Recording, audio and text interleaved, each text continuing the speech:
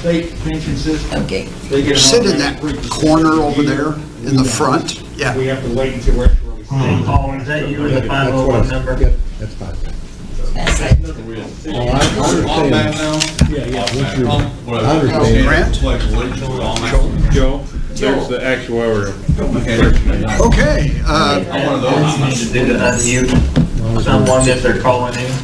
I can't unmute them.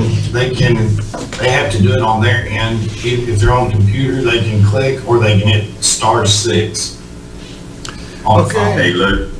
Yeah. Luke, Paul Phillips is joining. Okay, great, thank you. okay. Let's go ahead and Did you get, hear Jeff say, if we do have to mute you, hit the *6 to unmute. Luke, can Yeah, we you, got you. can you hear?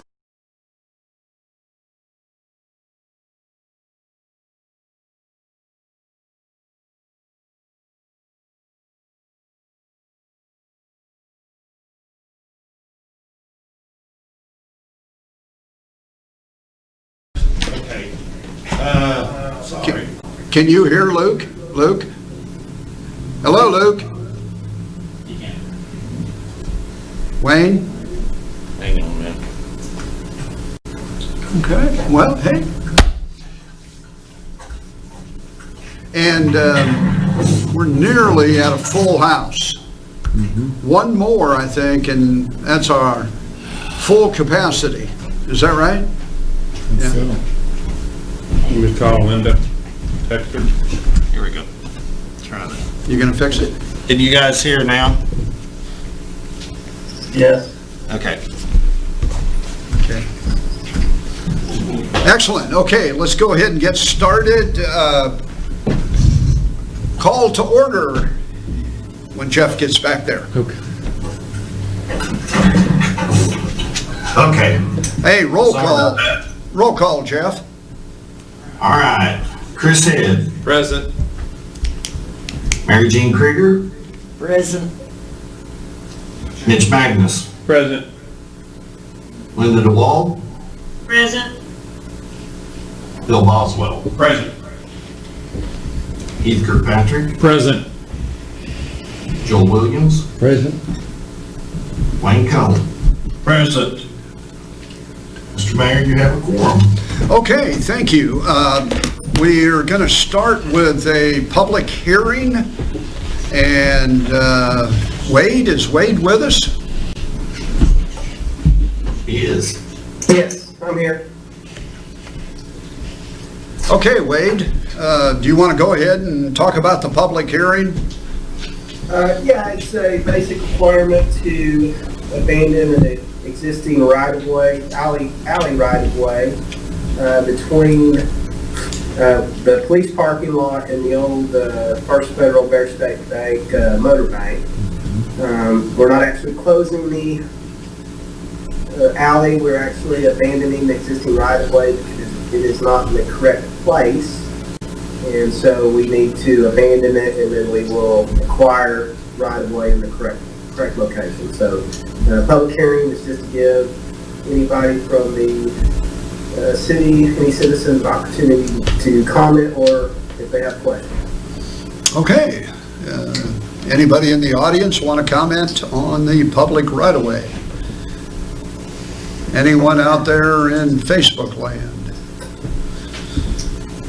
You are on Facebook, and currently I do not see anyone that How do we is proceed? commenting. Got a comment? Up and down?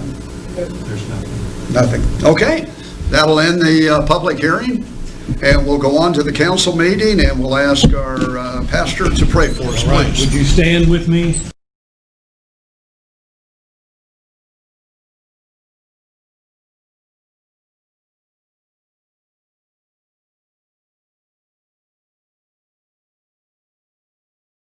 Just be with our country, be with our leaders, give them wisdom to handle this situation. God, give us wisdom to do the business of the people of the city of Harrison. God, thank you for your grace. It's in Jesus' name. Amen. Amen. And join me in the pledge.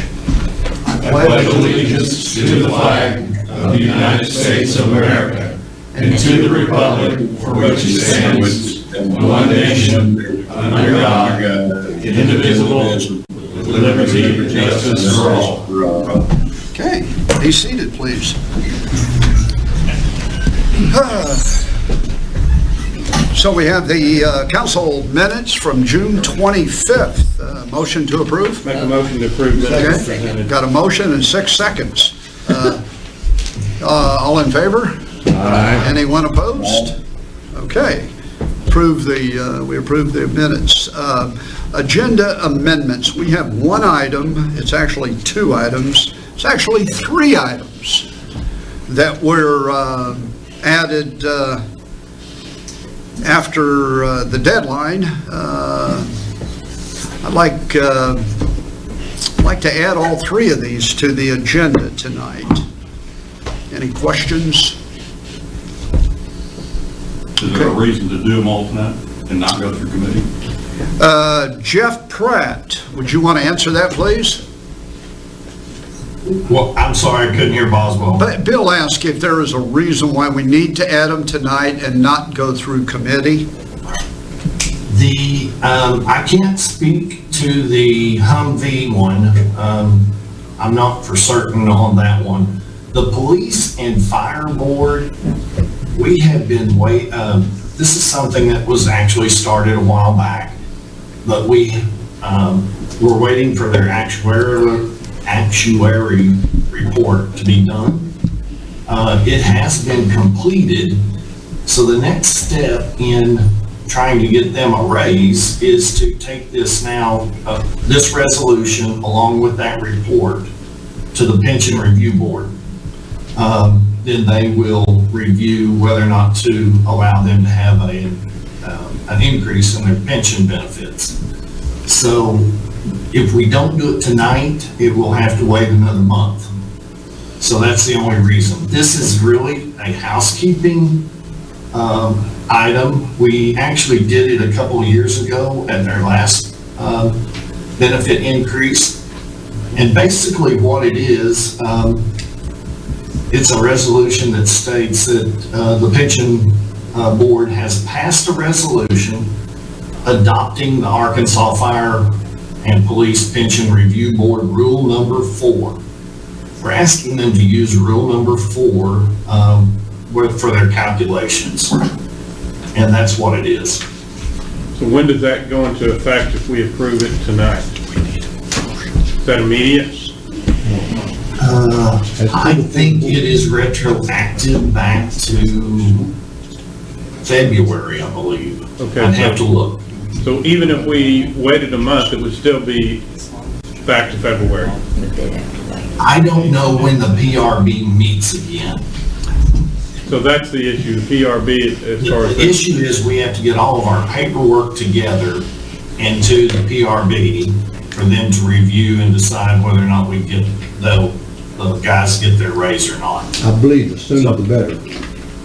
Honestly, I don't know when they meet again, but I would hate to miss that meeting.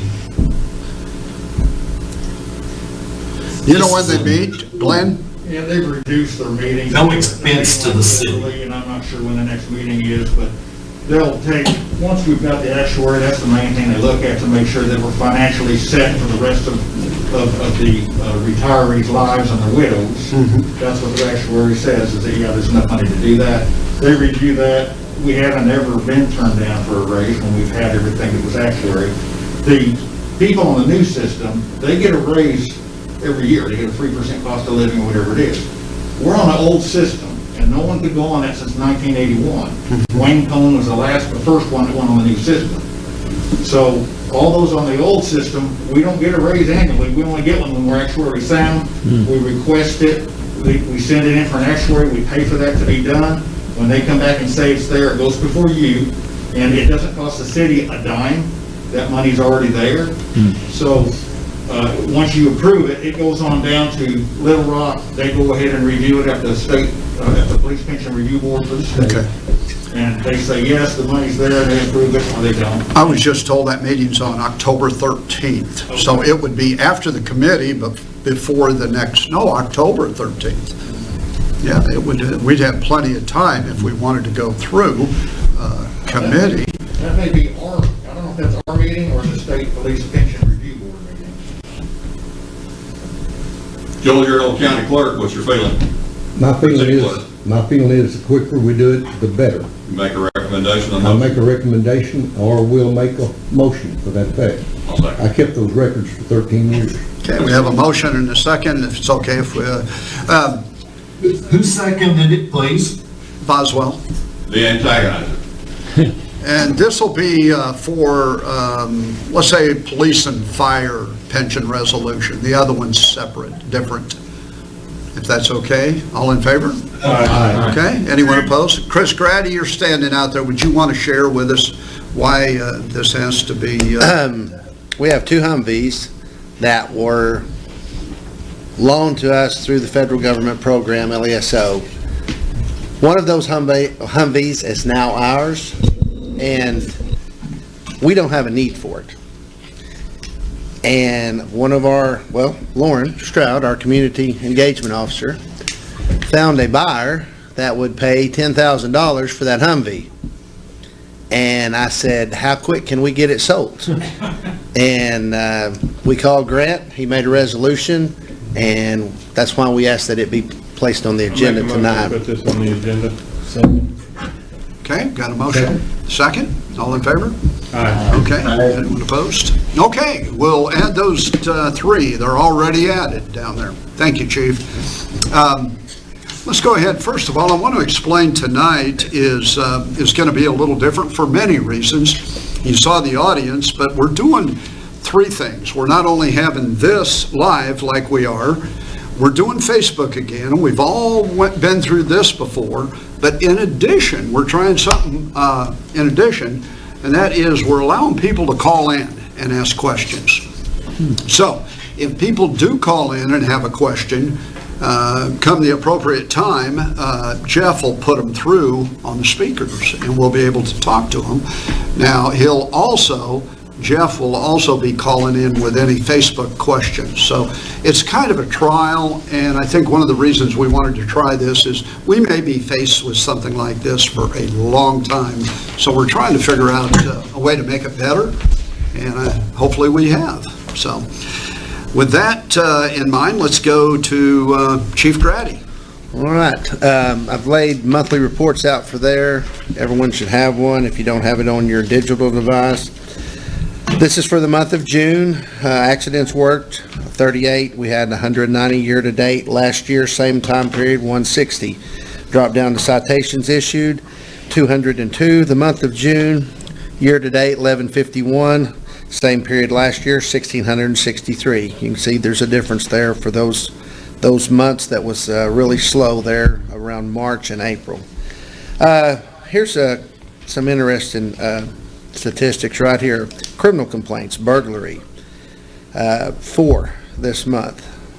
Year to date, 10. Last year, same period, 21. Same in commercial. We had 1. We have 1 for the year. Year to date last year, 7. Once again, I attribute that to people staying home and close to their shops and stuff. It's amazing how people don't break into something where somebody's home. DWIs, they're up, that's great. That means we're catching them.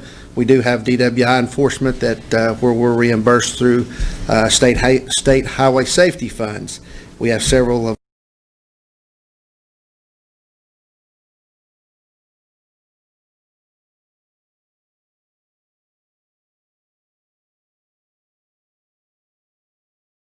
under some or other.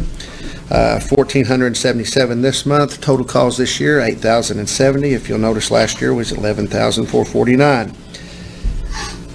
And next page. And as always, if there's a question on here, stop me and I'll ask it. SROs, there's nothing for school resource officers. We've not been in school for a while. Warrant division is the next page. June, we served 173 warrants. We made 52 actual physical arrests, collected $350 in warrant service fees. Year-to-date totals are right there beside it. Next page, animal control, 103 calls in June. Year-to-date, 501. Looks like the dog pound is empty in June. So we're doing a good job at either relocating them or something. So think he's got a lot of them back to their owners, which, that's good. Next 3 pages are CID. We'll go to the last page, or the middle page, I'm sorry.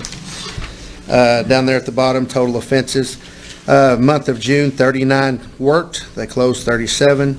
Year-to-date, 177 and 106. Same time last year, 195 and 182. Chief? Yes. Is the number of burglaries, things like that being down? Are you seeing more cases, old cases being closed and worked on? They probably are. Of course, there's some cases that'll never be closed. Wow. The old cold cases, and that we just never will get rid of them. Okay. But they are closing cases and working on cases that probably they hadn't worked on before, or they got a lead on it. They usually take cases. Of course, they prioritize them, and they try to work the worst ones the most, and they just go down through there. Okay. All right. Next page, that's basically an old narcotics page. I'd probably need to work at filtering that out. That's what CID does. And we've actually got our narcotics division that has made a page on the back that we go over. So let's turn again to the community engagement officer. You can see they've not had a lot, obviously, with COVID. 15 local businesses, 25 people reached. They have been working hard. Like I said, they got a buyer for the Humvee, so we're thankful for that. And then the narcotics report there on the end. Drug seized in the month of June, we seized methamphetamine, marijuana, heroin again. Looks like we got some mushrooms this month too. So meth was 33.9 grams, marijuana 7.3, heroin 1.2, and mushrooms 2. Value is $3,390 on the meth, $182 on the marijuana, $480 on the heroin, mushrooms $100 for a total of $4,152. 4 misdemeanor arrests and 18 felony arrests. 2 guns, $941 in cash was seized, and then some paraphernalia was seized there. Any questions on the monthly report?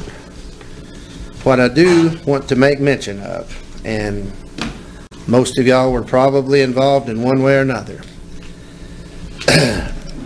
Ben and Carly Forga organized a festival, whatever you want to call it, rally, I don't know, called Back Our Blue. And they had approached me 4 weeks ago, something like that. And I said, well, that's great. I appreciate that. It's not something it's something that our guys needed. They did. They really did. It's not something that they like, though. They go to work, and Glenn can tell you, we don't want to go out there and be showboated around in front of, we go do our job and that's it. But that right there showed our guys how much our town and our people appreciated us. And I was amazed, humbled, speechless, I don't know what you want to say, when they told me how much money that our community raised for our nonprofits. State police, sheriff's department, and city police nonprofits got $15,000 apiece from our people of our community. And if y'all are out there listening, thank you, thank you, thank you. I'm speechless. It's nice, very nice. And it was a great evening for all, so that's all I have for right now. Especially in a time when people are talking about defunding the police, our police got a donation of $15,000. So. Yeah, it was. And we live in a great area. Yeah, Everybody knows that. Let's give them more. So, all right. Yeah. And I will be listening from the office if you need me. Chief, you want to come back and you got something else you want to share? God, it was on the front page of the paper. I think the mayor talked about it. Friday night, we talked, and you started making some calls about how we needed to address the governor's. Oh, I had a lot of calls on that. This is the biggest thing that happened all week. Well, our country, our people's being divided into 2 camps. I mean, that's just all you can say. And social media is a big problem with that, in my opinion. If you want to sit down and talk one-on-one, I've never had a problem talking to anybody. And we usually work out a solution because we're humans and we're going to do what's right. Well, I heard all this. don't do this, don't do that, you know. It's not constitutional, it is constitutional. You know what? The bottom line is, there is a virus out there. I mean, we know that.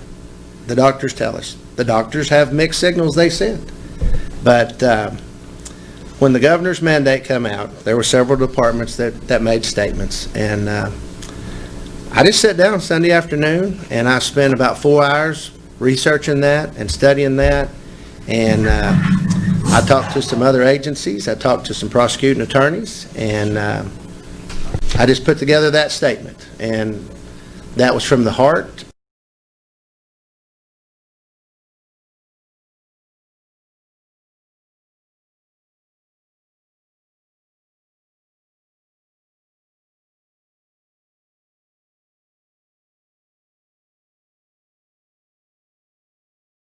We just, we put that together, so.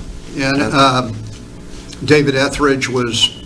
Oh, I talked with David quite a bit about it, too. I sent Our my city rep attorney Grant. blessed it. You know, he wouldn't go out with anything like this until it was well thought through. And I think we got lucky because you hit it right on the head. Well, like I said, I just wrote most of that kind of from the heart, and I wanted to try.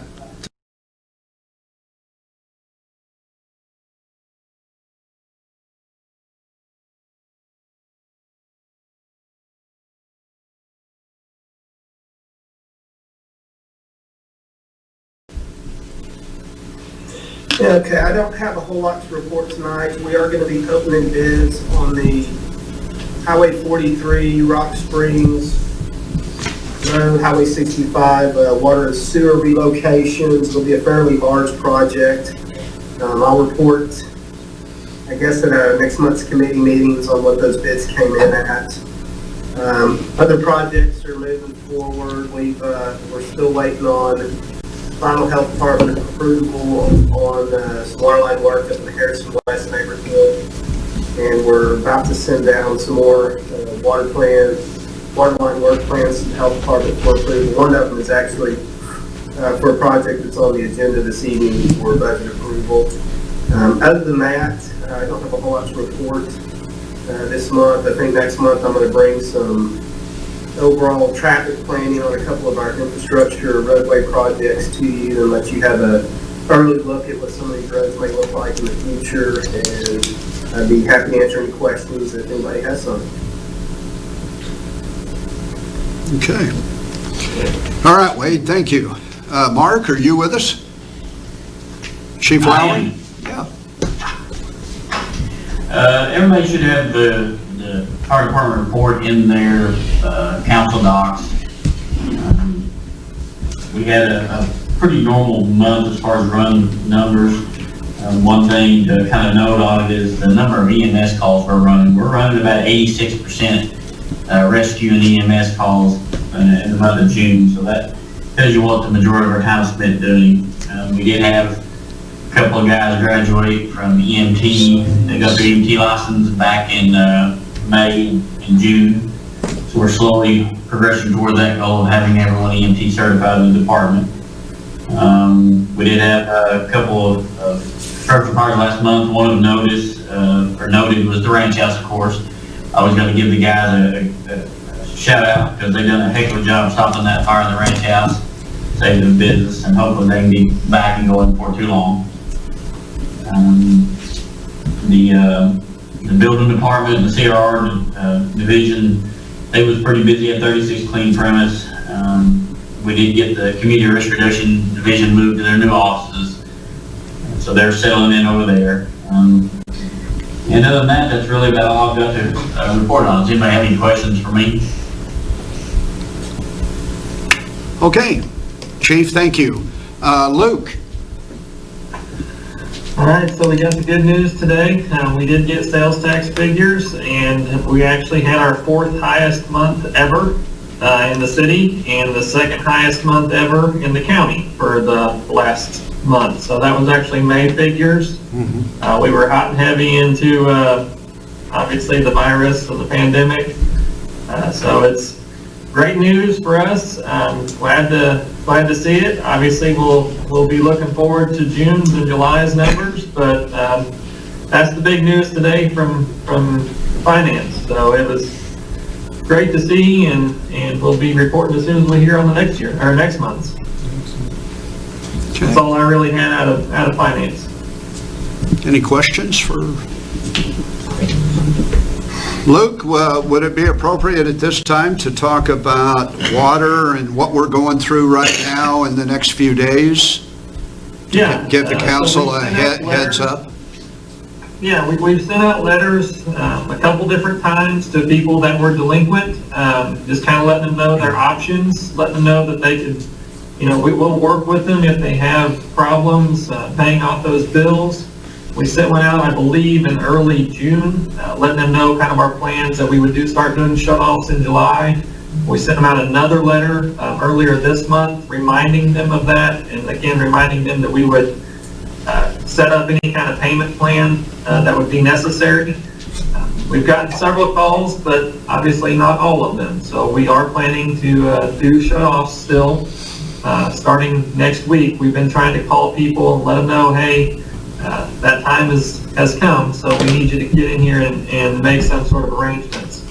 At least just let us know what's going on with their situation. So, we're trying to be available for them, and we just need them to reach out to us, and so we know what's going on. So, but we will start those shut-offs next week, and I'm sure we'll get lots of calls. Luke, how many are we looking at? Well, typically we would have 2 to 3 pages of shut-offs. I don't have an exact number here in front of me, but we're at 7 pages right now. That's partly because we haven't shut off over since March. We tried to be as lenient as possible. We're doing the same thing that the gas and the electricity departments are doing. I believe they may even be extending it a month. I'm not real sure. I haven't looked at them for probably a couple of weeks. But I would say probably close to 500-ish would be my guess. Out of about 7,000, a little over 7,000 accounts. And basically what they would be is being delinquent, just be that they owe more than a month and a half or around 2 months of past due bills. Are they delinquent for 1 month, or are they delinquent for April, May, and June, and now to be July? Yeah. Both. Yes. Yeah. So how much money are we talking about? Well, I think since I haven't been in the office, I don't have the actual list here in front of me. You're probably looking at about 10 to 20,000. It's about the number that we would be seeing with this large amount.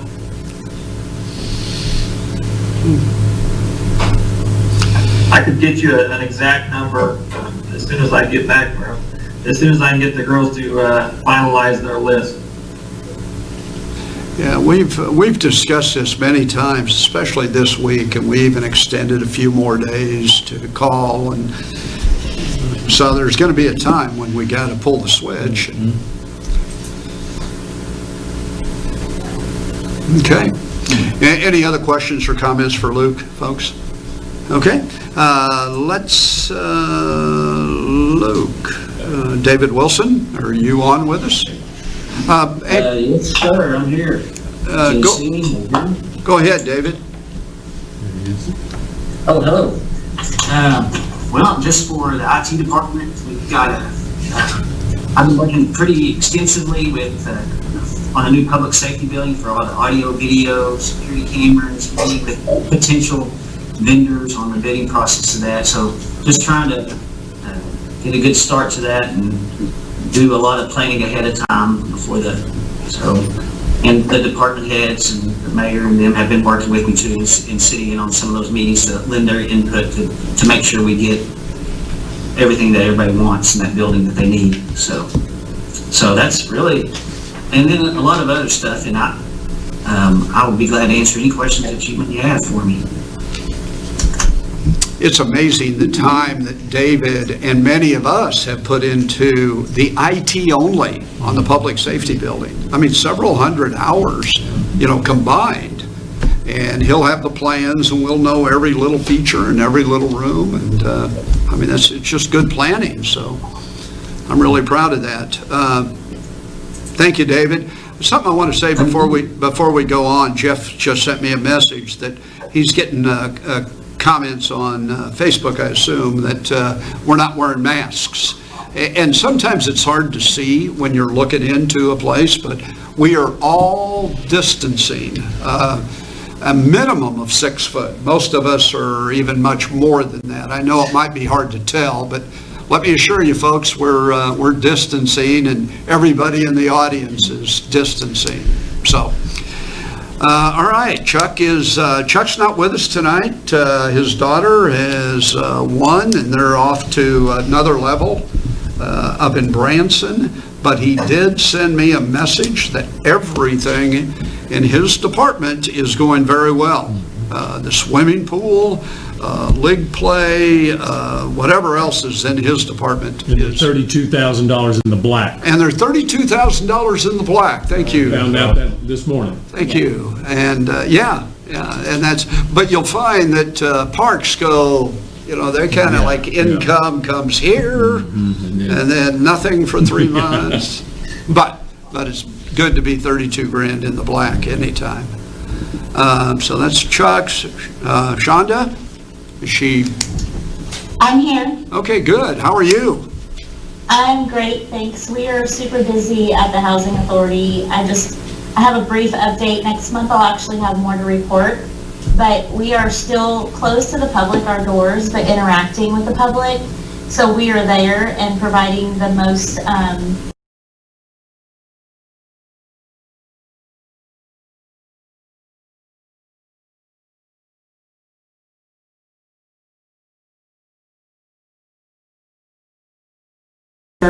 working with, collaborating, and all of us have kind of divided and conquered to try to get some more funds for our community, for the homeless and for those in need.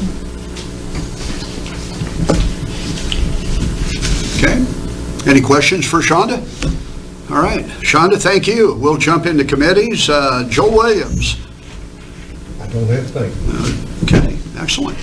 We'll go on to Mitch. Mitch has got some. Okay. Out of finance will be fairly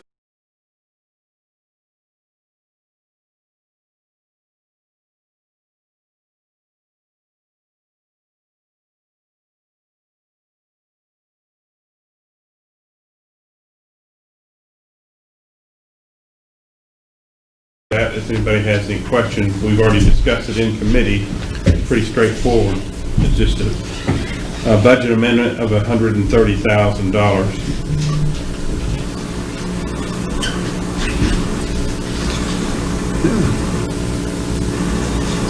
Well, I could even speak to that. We have an area up there that has very low water pressure, and that's something that's been in the, I guess you used to call it the Red Book, and you jump in any time, Wade, but we're going to get that project taken care of sooner than later. Yeah, it's an old galvanized line. It's important.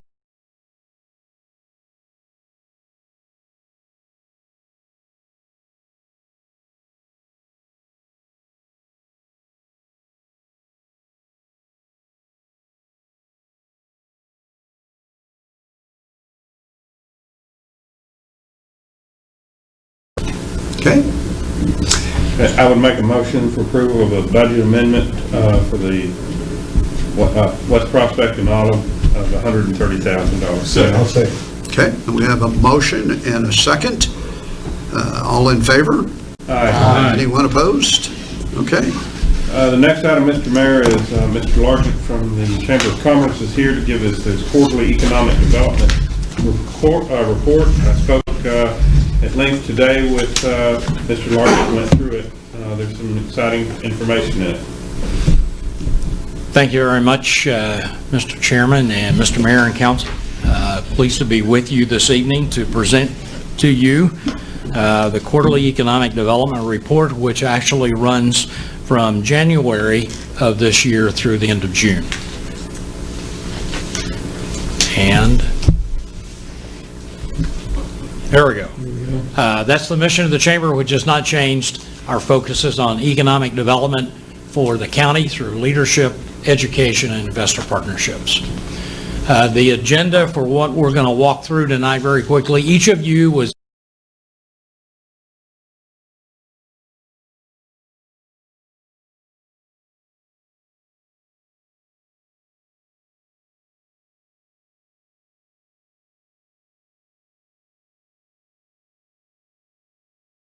undertaken, especially in the last 4 to 5 months. Certainly, COVID-19, the pandemic, has impacted the Chamber of Commerce and our economic development work. The most important, I think, and very key to what we're looking at, we've had to pause over $35 million on 3 very potential projects that investors had come to, and one of these we've been working over 8 months. The pandemic has simply put all 3 of those projects on hold. I call the word pause. I'm hopeful that we can generate 1 or 2 of those to come back to life in the next several months as our economy improves. Certainly, Wabash, the 2-week production pause impacted the economy here, as well as the Pace bankruptcy and shutdown for 4 weeks. Both of those are back and growing right now. In fact, I want to make note that Pace is looking for 30 additional employees as of today. That's great news. They're in a hiring mode. Other manufacturers have seen an uptick in their actual production orders. 3 very specific companies have reported to us that they've seen an increase in their sales. That's great news. All but 1 business in our 14 primes is not considered essential. That means 13 are. They were all up and running, and that's important for us to consider. We had roughly 1,000 people at the high point in mid-April that were on unemployment. However, it's good to know that the end of May, our unemployment figures for Boone County were at 8.4%. That's lower than the state and lower than the national average. Now, you may have heard the governor and Mike Preston yesterday announce that the June unemployment rates for the state of Arkansas were down to 8%. We do not have and will not have for another 30 days the June unemployment rates for the county. But based upon what's happened in the state, what we see around the community today, we're very optimistic that those will continue. Something else that impacted the community and our efforts quite a bit, the Chamber has suffered significant financial damage over the period of the last 4 months, and the 4 staff members there had hours reduced 40% and went on unemployment during the months of April, May, and June. But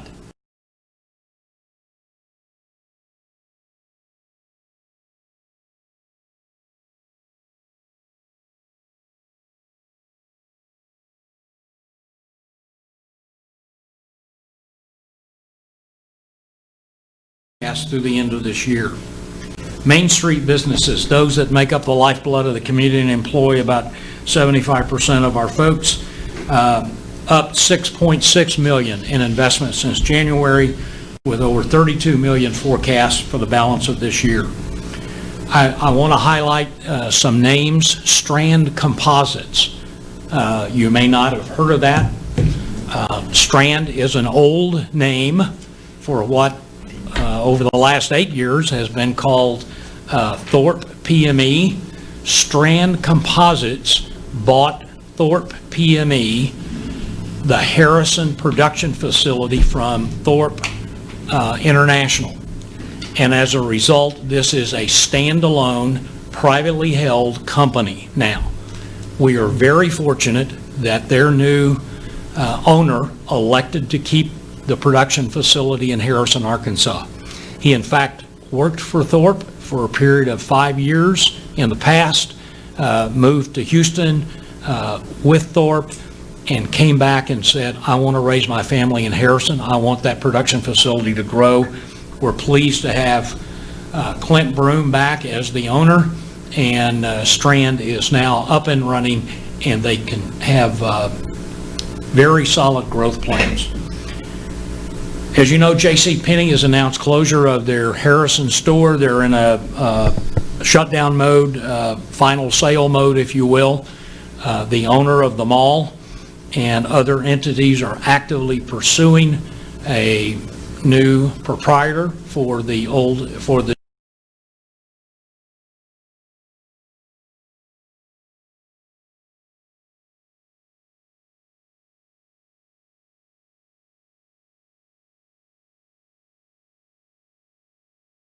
bought the old Country Mart store, North Hill Shopping Center. They bought 23 properties from Country Mart and 2 other small regional chains.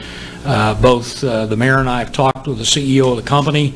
Unfortunately for us, in priority as Harps takes over and converts the entire venue to a Harps venue, because the Harrison store is in pretty good shape, it's number 21 on the list of 23 in priority.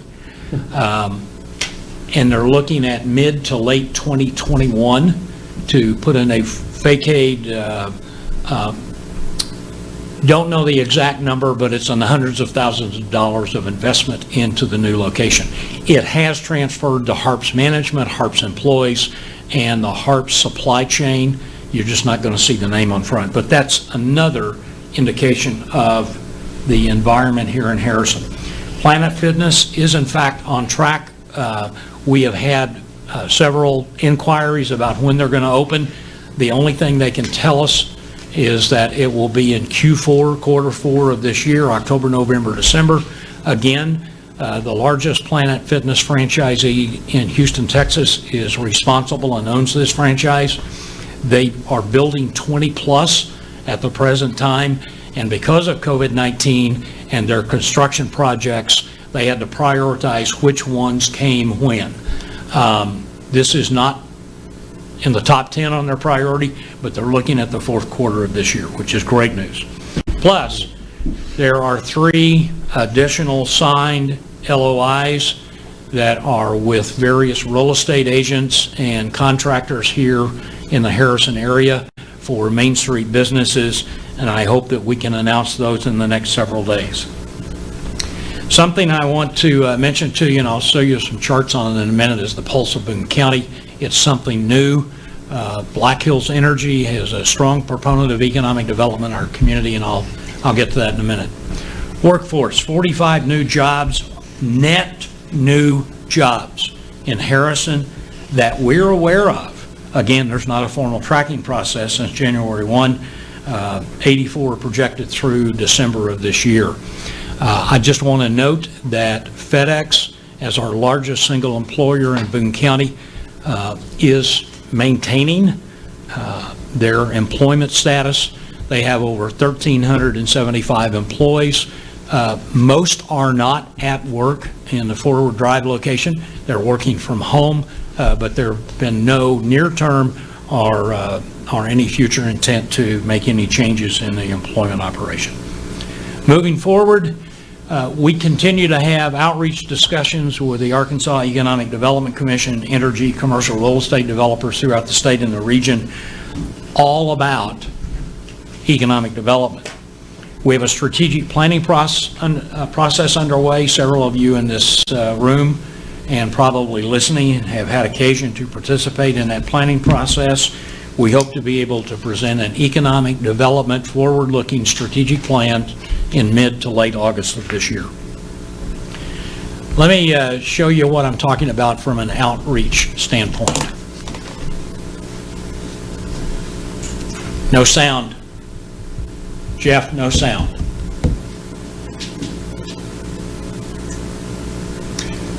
We're going to try it one more time. At this point in time, based upon COVID and some of the other issues that are going on in our nation.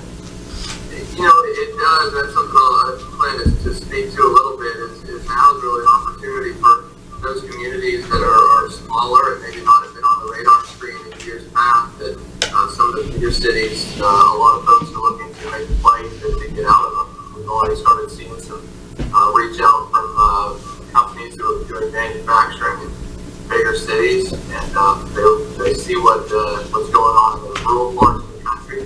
Feel it'll be a safer, more secure, sound investment for their business. So it's certainly, the timing is right for anyone who wants to get engaged.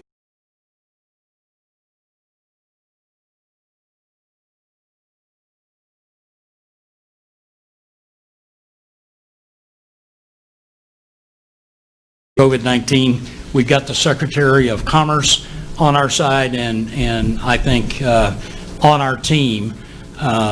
His comments here were directed to a small group of our economic developers in the community here 2 weeks ago. He's very serious. Inquiries are coming into Little Rock, to the governor, and through the Economic Development District to us because of where we are and what we offer. I mentioned the Pulse of Boone County. This is something new, and I hope each and every one of you will, before you go to bed tonight, look at harrison-chamber.com at the Pulse of Boone County. This is a project undertaken by Black Hills Energy to present real-time data on information that is available to site selectors and businesses looking to relocate to the Harrison-Boone County area. It is literally real time. I've taken 3 snapshots for you. One is the cost of living, how we compare in Boone County to other parts of Arkansas and the U.S. And if this were live, you could move your cursor on each one of those lines and you'll get all of the details about the income for those levels. Another, Jeff, next slide.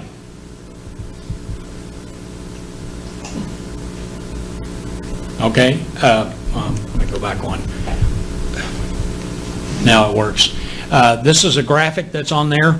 This is what 2019 looked like for us.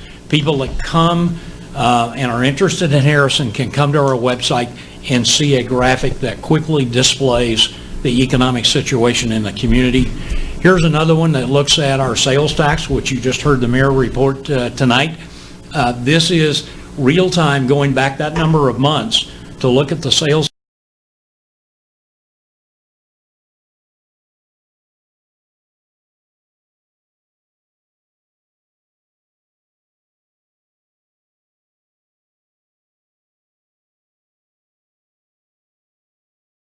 and know that we now have a product for folks to look at who are interested in coming to the county.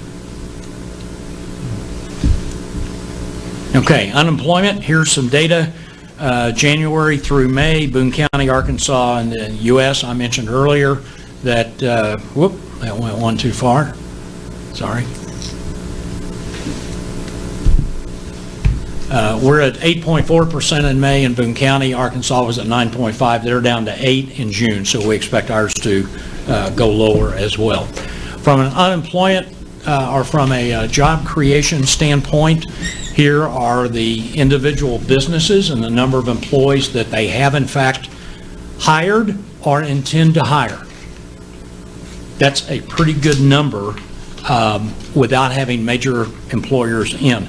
I've got to add here, it's important that we've had one industrial employer in the last 90 days that has hired 35 net new employees on their production line.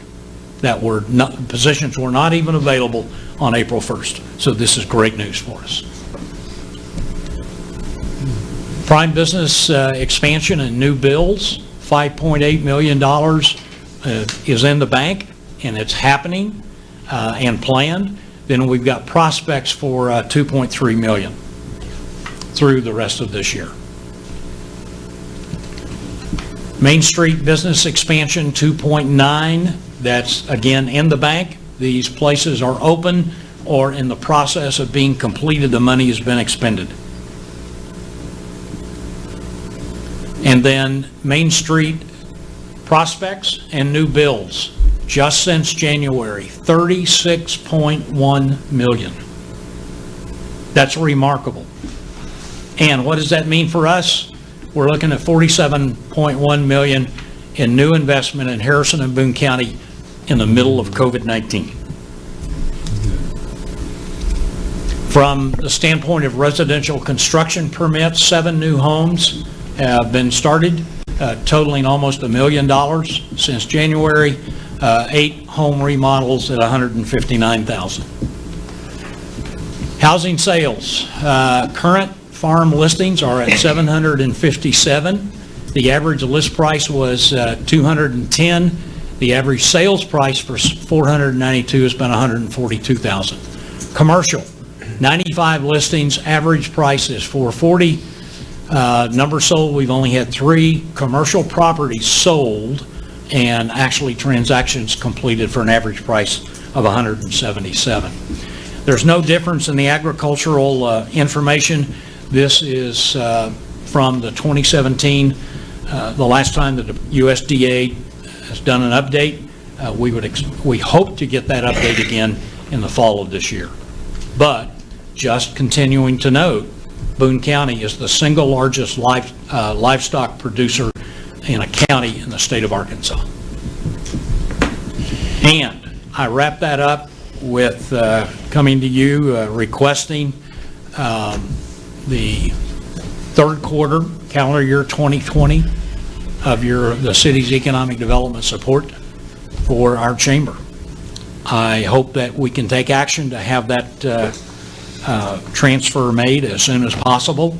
As I mentioned, we have suffered in excess of $45,000 in lost revenue just since March with projects and activities that have either been canceled entirely or in fact postponed.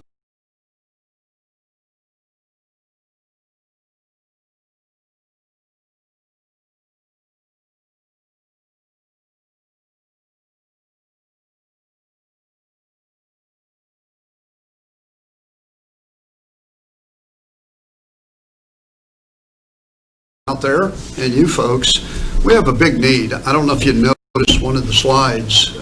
You could say there's one slide up there that wasn't very positive, and that was in the way of new homes built. We need new homes badly. There's not a new home for sale in Harrison right now.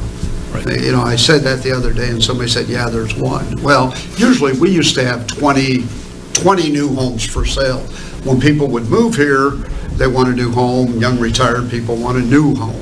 And we don't have anything for them, they move on. So what we need are independent builders, people that live in the community. People like Glenn Redding picked up a hammer 20 years ago and said, I'm going to build 5, 10 homes. And that's the kind of people we need right now. There's lots available at a very low price, James White. And then we have so much skill and talent in the community in the way of that sort of stuff that we can put up some homes right now. But, you know, we're not going to get a big developer to come in here from out of town because they want to build 100 plus homes at a time. But we need, Bobby, do we need new homes? Yes, we do. We need, we could probably use 10 new homes on the market right now. You are correct, we have none. Good, thank you, Bobby. We used to have new spec houses. Yeah. Oh, we remember all the spec builders? There was 10 or 15, they build 2 or 3 a year. Yeah, we need that badly to grow, folks. I appreciate that, Mr. Mayor. You're absolutely right, because new homes are part of that product category that we need to be able to give to large employers, and in fact, small employers coming. We need them to know that if they bring folks here, this is a place to live. It's an opportunity like I've never seen it before. We're getting, Jeff Pratt, what is our dollars per square foot right now, Bobby? Jeff told me the other day we can get 130 a foot. You know, we never thought about that. 100? Now we're up to 130. So, you know, the market's there. All right, Bob, any other questions for Bob? I think we're good. I don't think we need a motion for his. No, that's for information only. So that's for information. Okay. That completes everything out of finance. Yeah, Bob. Mitch. We're done. Thank you. Linda, you're on with us. How are you tonight? I'm doing great online, social distancing. I don't have anything for my committee coming in, but I did want Bob, if he could repeat that web page again, harrison.chamber.county. Yes, ma'am. It is harrison-chamber.com. It's under the heading, Taking Care of Business, and the title is Pulse of Boone County. Thank you, Linda. Thank you, Bob, and thank you, Jerry. Yeah, you bet, Linda. Okay, let's go on to Mary I Jean. just want to give a report on our cooking for kids that we had July the 4th in the downtown in the Court Park. We had 6 of the police down there grilling, 1 from the fire department, and Wayne Cohn was there. But we had 11 total, and we almost doubled this year. We've collected $2,095.16. We had some very, we didn't have the crowd as big, but we had some very generous donors, and we had a great time, and we're looking forward to next year. Absolutely. And I appreciate all the grillers and all the people that showed up and supported these 2 charities. Good deal. Thank you, Mary Jean. Anything else? No. Okay, Chris Head? Nothing on the agenda tonight, Mayor. All right, nothing for Chris. Bill, do you have anything? Butch, if you're ready, I'm ready. Let's start off with the ordinance in regard to the alley abandonment that we had a public hearing for. To start our meeting, I would go as far as to understand this only takes a one-time vote, does not take 3. I would suspend the rules, make a motion that we place the ordinance on its first and only reading by title only. Second. Okay, we have a motion and a second. Any discussion? Roll call, Jeff?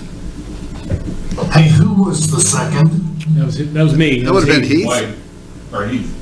Yeah, one of you guys. Yeah. Who? Heath. Heath? Mm-hmm. Chris Head? Yes. Mary Jean Krieger? Yes. Mitch Magnus? Yes. Linda Wall? Yes. Bill Boswell? Yes. Heath Kirkpatrick? Yes.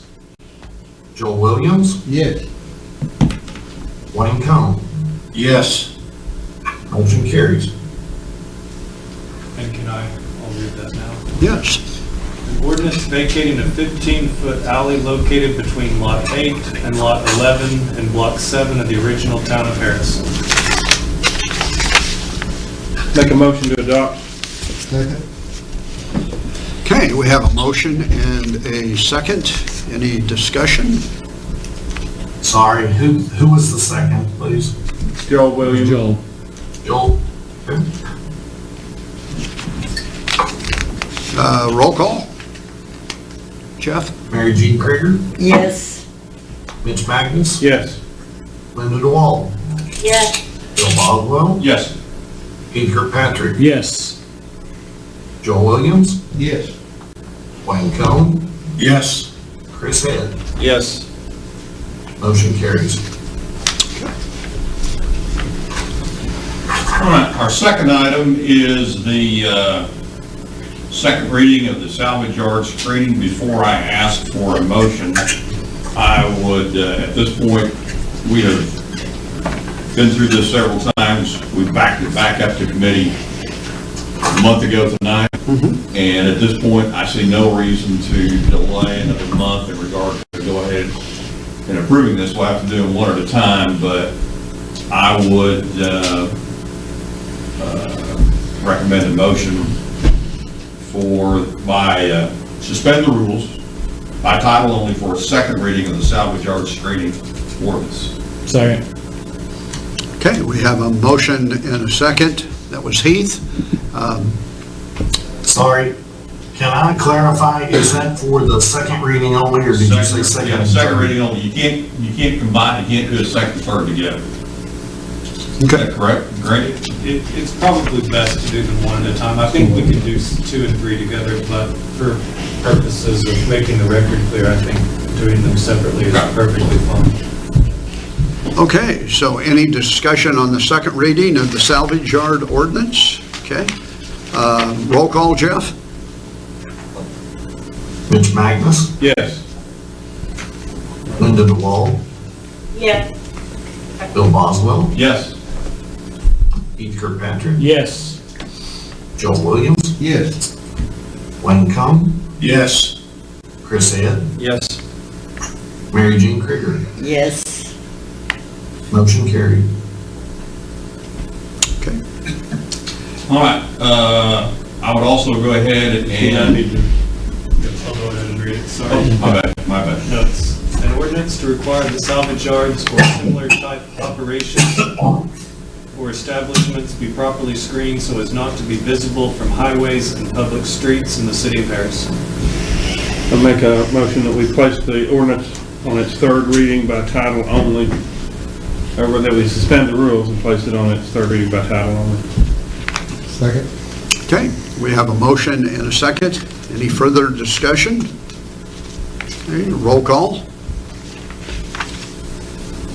Jeff? Linda DeWalt, Yes.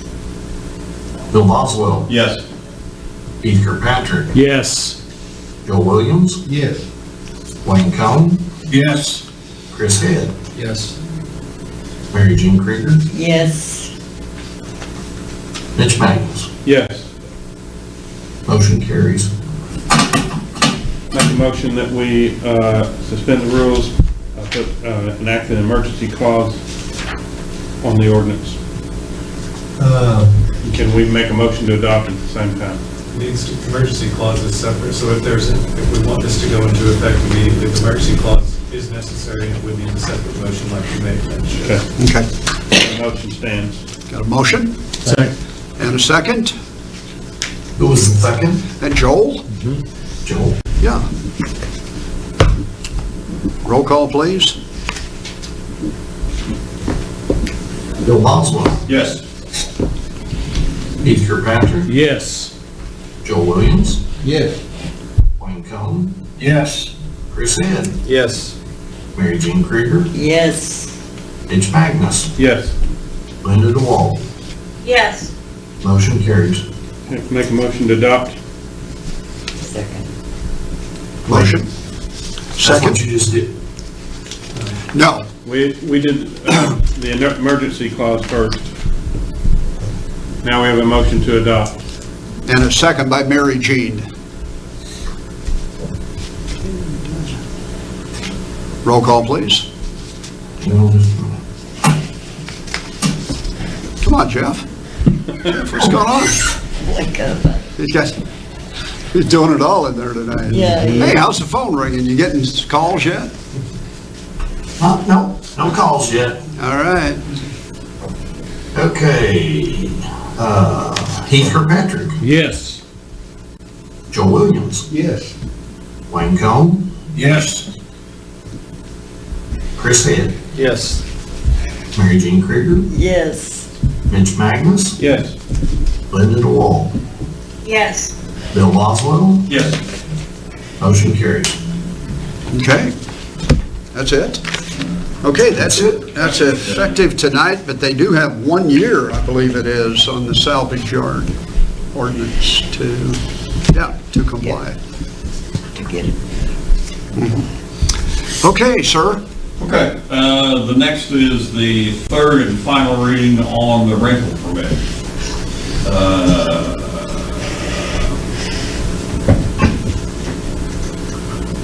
I will entertain a motion that we suspend the rules and approve the rental permit ordinance by title only. I will make that motion.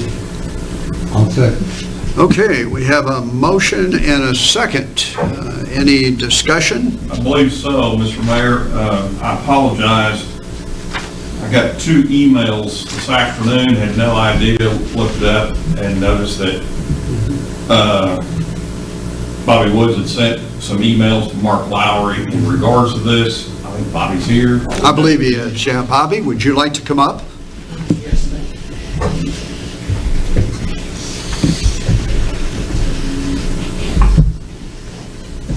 Yes, Mark and I have tried to, I think we've tried anyway, to have a discussion since about June the 23rd. We had a phone call, brief discussion on the phone, and said we would get together. And there's been, since June 23rd, there's been a few texts and some texts and things back and forth, but we've not ever had a meeting to discuss this. I told him I would just like to discuss with him the, some other possibilities, other options that would allow safety inspections to take place. And the email that I sent out, and I wish I had thought to do that, go ahead and do that about several days ago.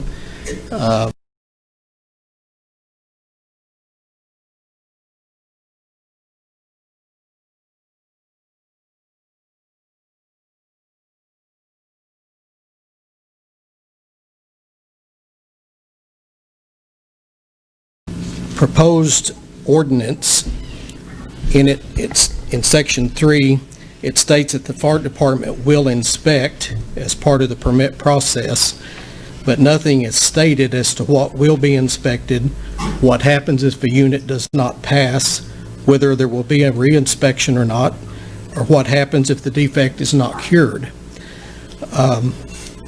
And I've noted in the past, inspectors that we deal with, home inspectors and appraisers who are required to inspect for loans, these inspectors look at things differently, they interpret things differently, and so when someone comes to inspect, we don't know whether, what details they're really going to look at or call out.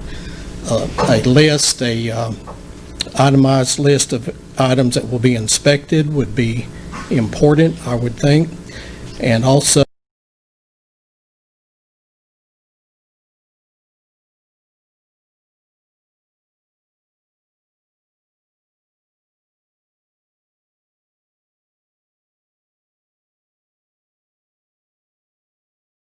there. So what will become of that, we don't know. That I sent the link to that lawsuit, or to the Arkansas Democrat. Their article about that lawsuit was included in that email. Currently, there are existing ordinances, and I might mention that lawsuit all has to do, or the main part of that lawsuit, I believe, has to do with what is inspected and inspections not being uniform.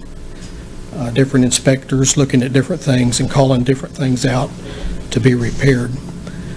There are 2 existing ordinances currently on the books. There is an existing ordinance that requires landlords to have smoke alarms in rental units, and it specifies where they should be located. And then you have the Harrison Property Maintenance Code, which would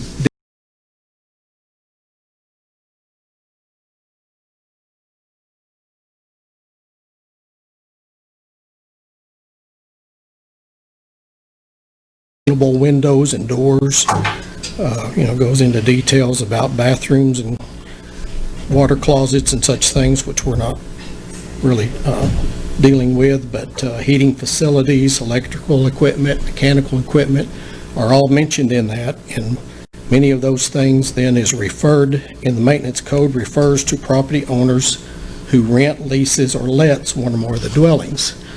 So I'm wondering if it would be possible to incorporate safety inspections into that maintenance code, add another section into the maintenance code that would deal with safety inspections, and the fire department be allowed to, of course, carry those out.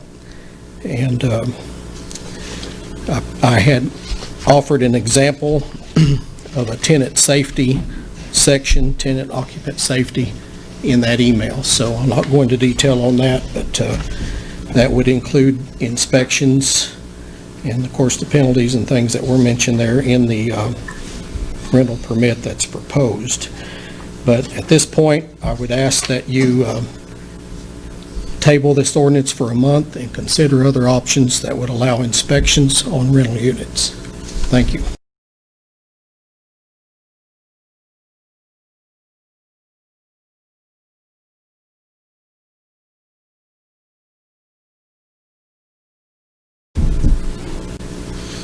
When the original ordinance was proposed, and my reason for backing the ordinance is because we weren't doing anything at the time. As I've expressed to Mr. Williams on numerous occasions during discussions, for me, I don't care the mechanism by which we accomplish this. I've mentioned that also to Chief Lowry. I just want to make sure that we're doing something to protect those individuals that are in rental units. So I'm not exactly sure it sounds like he's reviewed this. I commend you also on what you've done toward this. You've probably done as much as any of us, obviously, and with Chief Lowry. So, again, I'm not sure. I'd ask Chief Lowry and even, I guess, Wade to comment if they have any comments in regard to it. Okay, I agree. Chief Lowry? Yes, so we'll kind of start down the list, and I do want to, first of all, apologize for Bobby and commend him on this. I mean, this is a good document, and I think that we're all on the same page on what we're trying to accomplish, short of I think we're losing track of the permitting process. When it talks about the first, ordinance be inspected, what happens if it does not pass, whether it be reinspection, et cetera, that is all covered, spelled out in our fire prevention code. That tells us what we're going to be looking for, outlets, breaker boxes, et cetera, that we'll be looking at. It has also built in there processes of enforcement, of course. Obviously, that's the last thing we want to do, is the enforcement side of it. And so I think we've already got that taken care of. Yes, the property maintenance code does address a lot of those other things as well, and we would be enforcing that as well when we're looking at these things. In regards to the class action lawsuit, I agree with Bobby on that, and Grant and I talked in depth about that. And from what we can gather from that is this is more of a rights violation as opposed to code enforcement. I don't know that the code is ever the issue. It's how they handle the code as far as getting access and what they look at. Grant and I have agreed that we would make a sheet to sign off from the tenants to get permission to be in there, making sure they know their rights. So, I still believe that we need the rental permitting policy, and I think that what we have is a good document, but obviously it's up to you all around this table to decide if that's what we need or not. So if anybody has any more questions for me or comments, just by all means. Mark Anglo.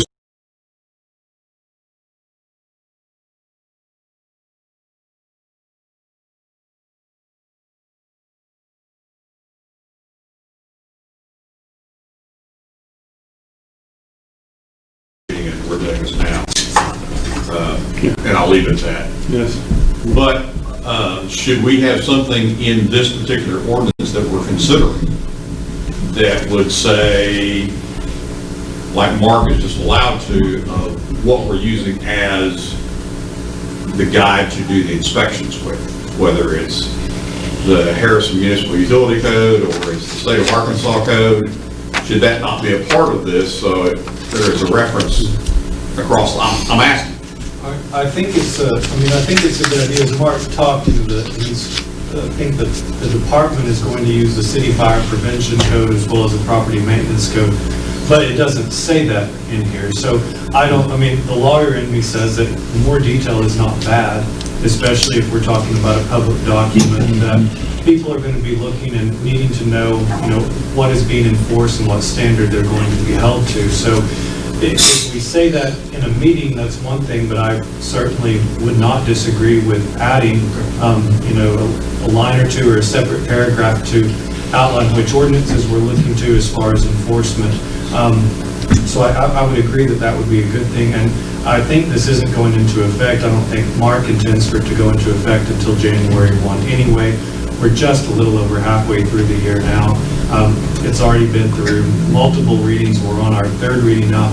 Personally, I don't see any issue with adding that bit as far as letting the public know what we're looking into. It can be brought up in next month's regular meeting. We still have plenty of time to go into effect even without an emergency clause before the first of the year. That's the lawyer in me. I don't know about the mechanics of what it may take from the... It does speak specifically in here in section 2 that it goes into effect 90 days after we adopt the ordinance. Owners shall register their residential properties with the Harrison Fire Department Community Risk Reduction Division beginning 90 days from the failure of this ordinance. That's registration. That doesn't say when the inspections will begin. That's the registration. Yeah, I understood that to be, I mean, I see that. I think it understood that's when the registration process starts, but I'm not exactly, Mark may have to clarify that for us. Mark, what's your intent to start the inspections? It says beginning, well, that's on the, Well, that would be, again, and once the ordinance is passed, and if it begins in 90 days of them starting to register, then that would start the process of getting them lined up to do them inspections. That not say on the 91st day when we got them inspections, it would be based on the availability to go do those at that time. Okay. Greg, my next question would be then, if we wanted to amend this ordinance to add the detail, do we need to redo the entire ordinance, or can we amend the ordinance, table it for a month, come back and add an amendment next month, and put it in, and then it goes into effect 90 days after we meet in August? Yeah, I don't see any issue with amending it to add what we need and then coming back next. Is an amendment what we need? So, I mean, we would just change, we would add the language that we're talking about being specific about what rules or process is being used to inspect. We can add that bit, and this would just be in its third reading of this particular ordinance. It's changed over time, but I don't see that as an issue. Mark, is that acceptable? Sorry about that, I muted everything. That's perfectly fine. Again, we want to make sure that, I want to make sure that we're doing what you all are comfortable with, and we're accomplishing the same goals. I have no problem doing whatever you want to do. I rescind my motion. I go back to what Mr. Magus though said at the beginning. We don't need to wait because nothing had been done prior to this coming up, and we dealt with a death in the city. So I would make a recommendation that we table this. We add an amendment to it to add the details of what we'll use for the inspection criteria, and then consider it for its third and final reading come August. If we need to push it back to committee, I don't know. They really don't need to. No, we don't need to. We really don't need to. Is that acceptable to you? Sure, and if more discussion needs to be made, of course, it can be brought up in committee. We can talk about it in committee I think that, what they've asked for is more than reasonable as to what standard we'll use, what checklist. I think that's more than reasonable. What are they going to be held to? Because our intent is not to penalize anybody, it's to make everybody safe. I'll work with Mark to add those, and we'll get it back in your docs. Okay. I'd make a motion we table it until August. I'll second that motion. okay, we have a motion and a second. Any discussion here? Bobby, how's that sound with you? That's just one of your laundry list items, so. That's helpful. I would like to see it incorporated into the ordinance that requires smoke alarms. Get all of these little things that are floating around out there and put them together into one. That's why I suggested a section in the maintenance code that would deal with occupant safety or tenant safety. And Mark, what's your, listed out there. Mark? Well, on that, I think that's where Bobby and I kind of disagree as far as, and that's again where the UA people around the table must tell us how you want us to run this, because the permitting process, gives us some ways. Again, I know we've talked about this in the past, that ways of tracking what's going on. And when we do this, the intent with drawing up the documentation to fill this out is it's kind of like your taxes every year. If nothing's changed, you'll call down to the station and say, hey, this is Jeff Pratt, I've got these 15 rental places, nothing's changed. Okay, we're good, and we'll move on. There's not going to be a lot of paperwork,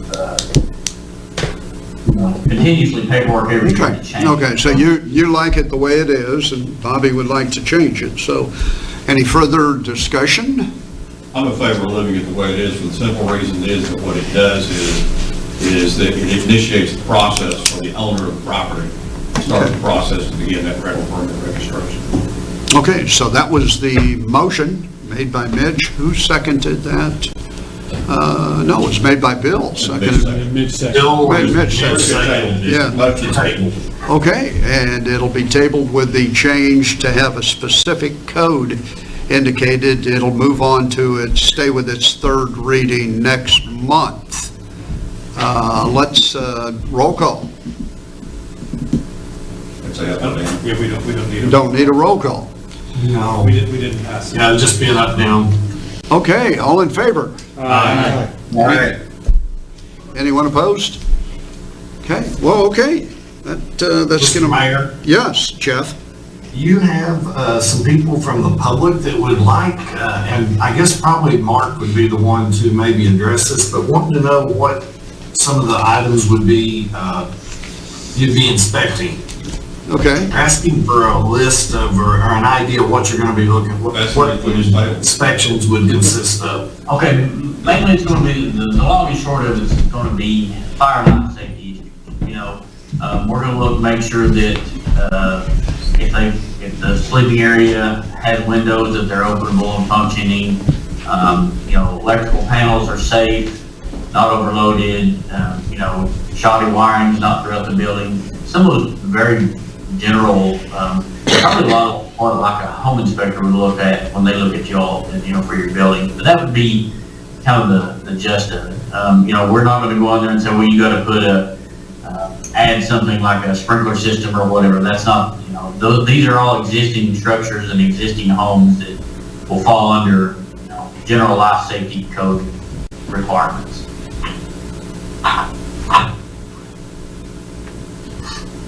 Mayor stepped out. You're committed. I'm not running the show. To expand on that a little bit more, Jeff, so we're filling in for all the mayor stepped out. We would look at, again, like Chonda's inspectors that look at railings, you know, make sure railings are safe on porches, and just some general safety items that we would look at while we're there. I just have something, this is Shonda. From a housing authority perspective, we will also have to tie our requirements into yours if you are more strict than us for Section 8 rentals. And we said we would work together on that, so I don't see that as a problem. We'll just have to amend our administrative policy and our inspection procedures. And I don't think that there would be any differences because we work off of the same guidelines, be it state code or federal requirements. I think they're all going to be the general thing. They're pretty close. Yeah.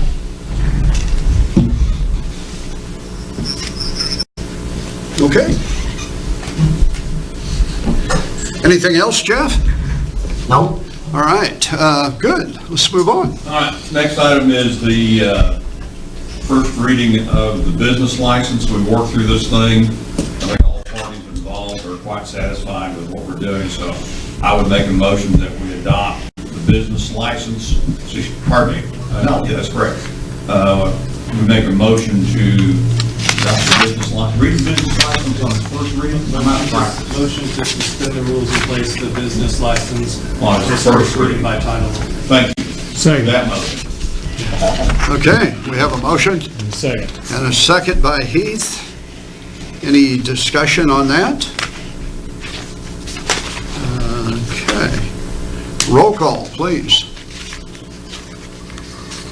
Joel Williams. Yes. Wayne Cohn. Yes. Chris Head. Yes. Mary Jean Krieger. Yes. Mitch Magnus. Yes. Linda DeWall. Yes. Bill Boswell. Yes. Keith Kirkpatrick. Yes. Yep. Motion carries. An ordinance to repeal and replace ordinance number 1452 of the City Code of Harrison, Arkansas regarding the city business license. Okay. Next item we have is the first reading for the ordinance of the dog defecation amendment. Proud as punch to have this one. I'm looking at this ordinance and I'm noticing also that there is an emergency. This is a police this a police item? It's a police item. Is there a reason to put an emergency in effect on this? No, I just felt like they probably didn't see any reason to prolong it. I'm not sure there was a specific reason. I don't think there's anybody here that can speak to that. Wade? No? Why do I always call on Wade? Well, this is Mark. Go ahead, Mark. This ordinance, again, in the existing ordinance, there was never clarification on where this needed to be taken care of, whether it was under the dog ordinance or if it was under clean premise. So they kind of wanted to get it into a certain spot. It will be enforced by either or. It will be enforced by clean premise people as well as cheap gratis people. And we have had some issues with this that we would like to see it kind of moved on so we can have it here to take care of stuff as we come across it. Yeah, okay, good reason.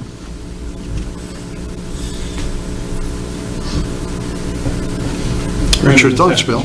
This have to be on a 3 readings, or is it a 1 reading? This is a 3 reading because it is permanent. So if it was 3 readings, we need to suspend the rules and go through each reading by title only, and then we would need an emergency clause motion after that. If we wanted to put an emergency, and then we need a motion to adopt after that. Okay.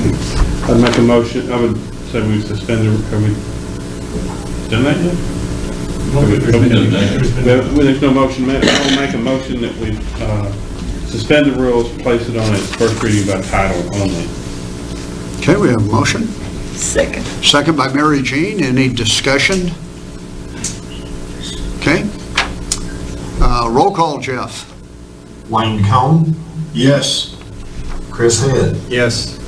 Mary Jean Krieger, Yes. Mitch Magnus, Yes. Linda DeWall, Yes. Bill Boswell, No. Heath Kirkpatrick, Yes. Joel Williams. Yes. Motion carries. Okay. Ordinance amending section 6.04.01 of ordinance number 1437.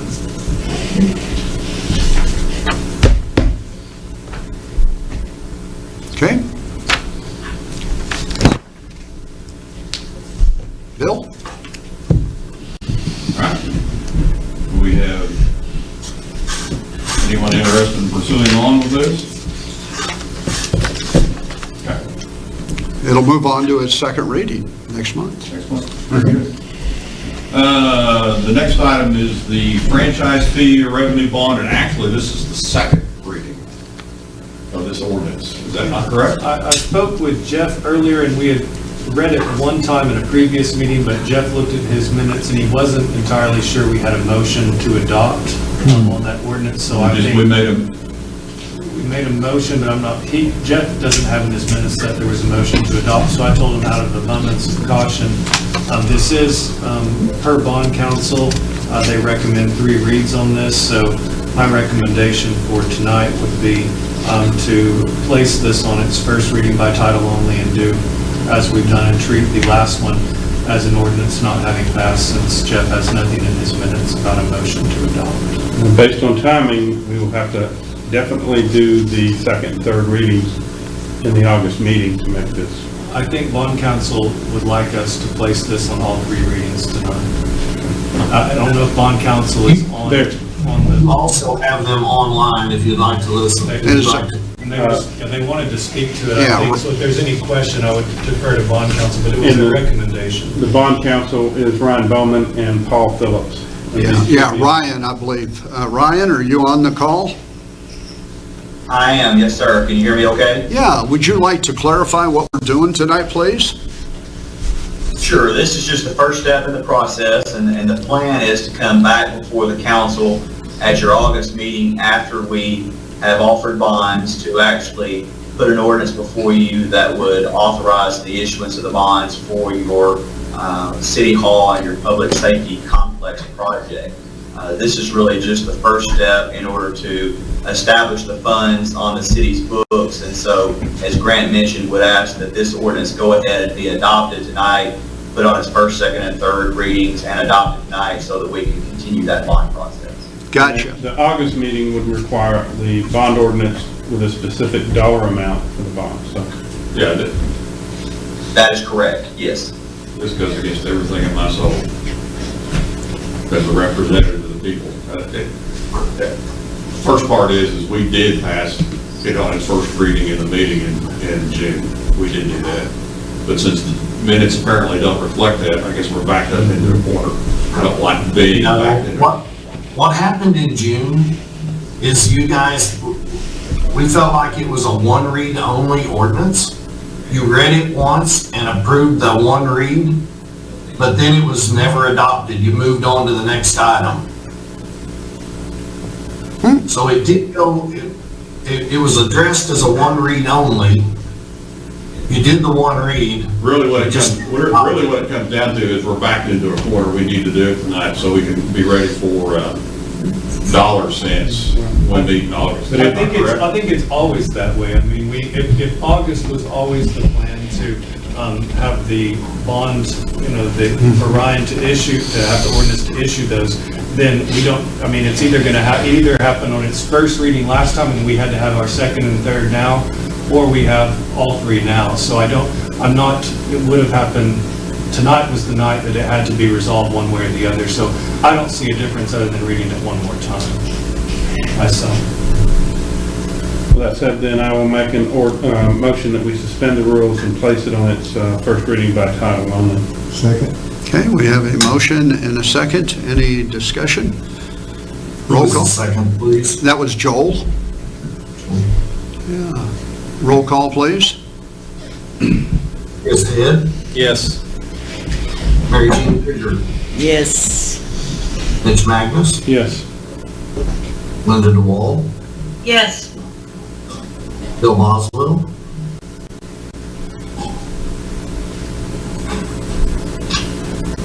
Yes. Steve Kirkpatrick, Yes. Joe Williams, Yes. Wayne Combs. Yes. Motion carries. An ordinance to allow the use of franchise fees to secure capital improvement revenue bonds and establishing a fund for the same. Okay, I would like to suspend, make a motion that we suspend the rules, place it on its second reading by title only. Have a motion? Second. Second with Joel. Roll call, Jeff, please. Mary Jean Krieger, Yes. Mitch Magnus, Yes. Linda DeWall, Yes. Bill Boswell, Yes. Steve Kirkpatrick, Yes. Joe Williams, Yes. Wayne Combs, Yes. Chris Head. Yes. Motion carries. An ordinance to allow the use of franchise fees to secure capital improvement revenue bonds and establishing a fund for the same. Would make a motion that we suspend the rules, place it on its third and final reading by title only. Second. Okay, motion and a second. Any further discussion? Anybody in the audience? Okay. Roll call, please. Mitch Magnus, Yes. Linda DeWall, Yes. Bill Boswell, Yes.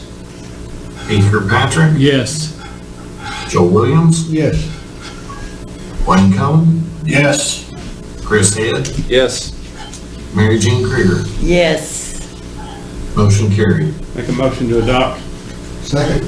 I think they did an emergency clause. So Oh, we will need the emergency clause? I think that's my understanding, yes. Yeah, and could the ordinance be placed on its third reading, please? We need to read it.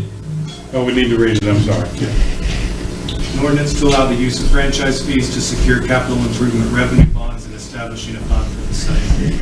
And now I would ask that we suspend the rules and enact the emergency clause.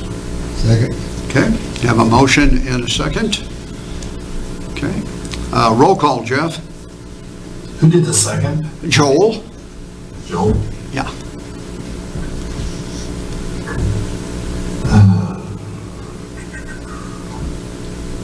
Linda DeWall, Yes. Bill Boswell, Yes. Steve Kirkpatrick, Yes. Joe Williams, Yes. Wayne Combs, Yes. Chris Head, Yes. Mary Jean Krieger. Yes. Mitch Magnus. Yes. Motion carried. I'll make a motion we adopt. Second. Got a motion and a second by Joel. Okay. Any discussion? Roll call, Jeff. Bill Boswell. Yes. Pete Kirkpatrick. Yes. Joe Williams. Yes. Wayne Combs. Yes. Chris Head. Yes. Mary Jean Krieger. Yes. Mitch Magnus. Yes. Linda DeWalt. Yes. Motion carried. Okay, Bill, before we go on, Mr. Bowman, do you have any further comments, or Ryan? No, sir, I do not. Okay, everything was good there. Is Paul on the call?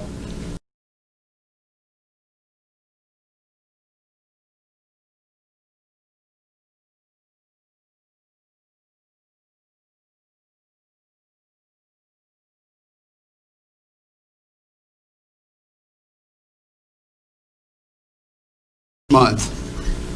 Absolutely, that sounds Wait. great. We look forward to it as well. Hey, we heard an interest rate that was 1 point something something. How about that? Right now, they're in the one handles, as hard as that is to believe. Yes, We're sir. 1 under 2. We're at, Yes, sir. yeah, so hang on to that till next month, and we'll get together. Thank you both for hanging in there with us. Thank you. Absolutely. All right, good deal. All right, And Bill. this next one, this is Luke, this next one may be with Ryan as well, so if he can hang on for just a second. All righty. Bid waiver on the BSNA ordinance? I'm sorry, I thought I had something. That's the next item I have on here. Franchise, no? BSNA mentions the software. I think Luke is talking about the. BSNA bid waiver? Right, but that's what the next item is on here, is the BSNA ordinance. You looking? I apologize, Bill. I thought we had something additional. I didn't know if Jeff had something for Ryan. I know he was wanting. The referendum ordinance. Yes, correct. It's there, but It's there, it's just the next one. I think really what the referendum ordinance we discussed in committee was the fact that there was one in place in 1952, but when they found it was not signed, nor dated. Is that not correct, Jeff? That's correct. And so this is more of a housekeeping ordinance that we need to take care of. Is that not correct? Correct. And this one definitely, because what we're dealing with definitely needs to go on 3 readings to be approved. Is that also correct? Correct.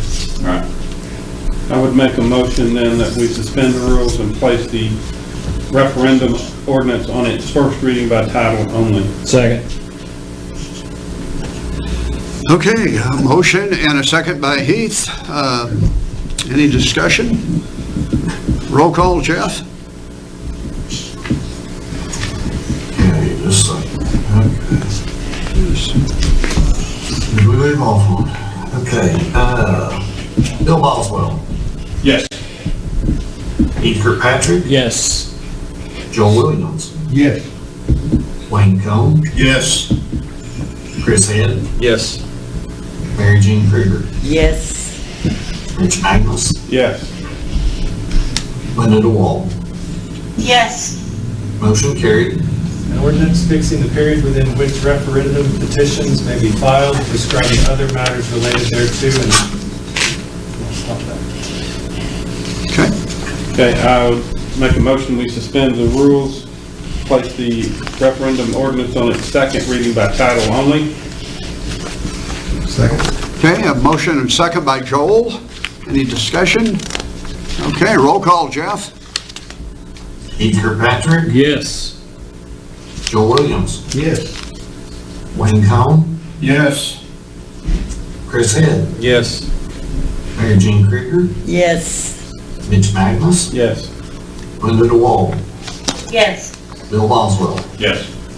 Motion carried. An ordinance fixing the period within which referendum petitions may be filed, prescribing other matters related thereto.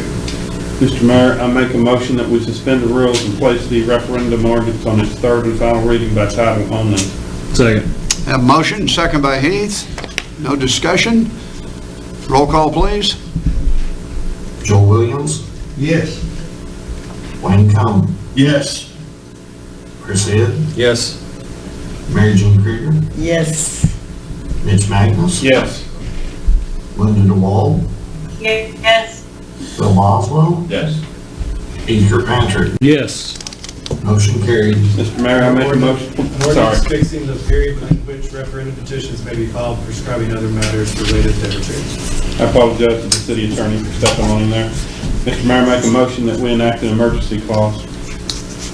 Second. Have a motion, second by Joel. No discussion. Okay, roll call, please. Wayne Combs, Yes. Chris Ed, Yes.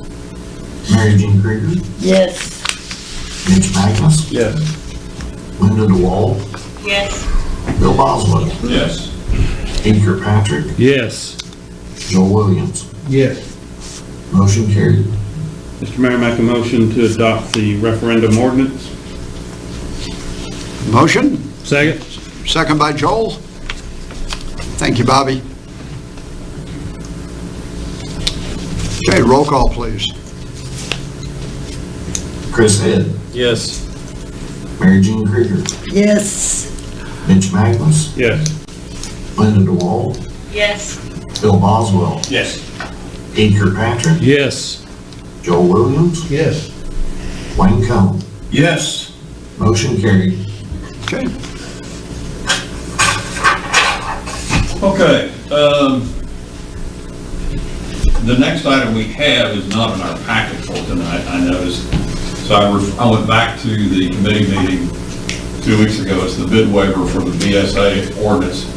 From what I understand, it's a one-read approval, correct, Grant? That's correct. Do we need a roll call on this?